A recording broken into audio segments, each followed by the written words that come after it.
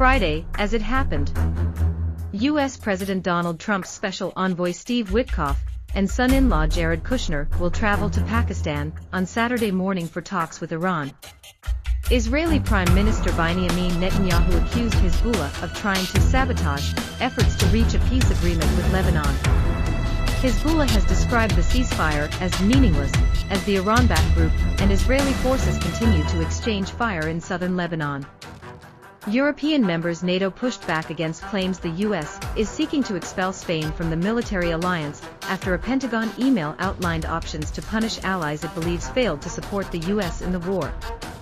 The immediate reopening of the Strait of Hormuz without restrictions is vital for the world, European Council President Antonio Costa said. He reads, EU summit, lots of talk but no easy answers to a war Europe didn't start.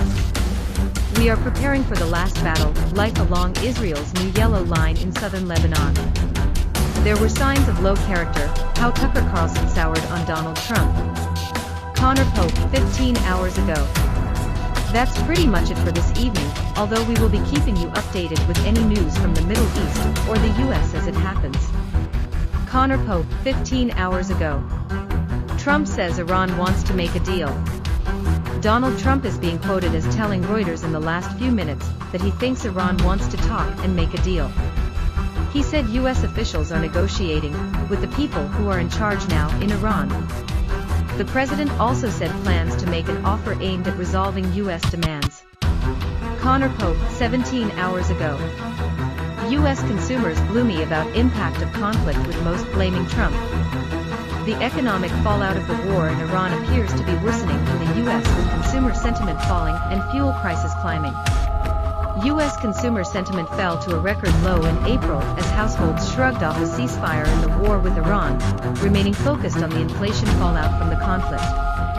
The University of Michigan's surveys of consumers said its consumer sentiment index dropped to a final reading of 49.8 this month, an all-time low.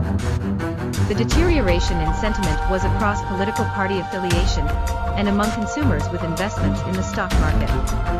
The Iran conflict appears to influence consumer views primarily through shocks to gasoline and potentially other prices, said Joanne Su, the director of the surveys of consumers. In contrast, military and diplomatic developments that do not lift supply constraints or lower energy prices are unlikely to buoy consumers. The national average retail gasoline price has hovered above $4 a gallon this month, with diesel well above $5 a gallon, data from the U.S. Energy Information Administration showed.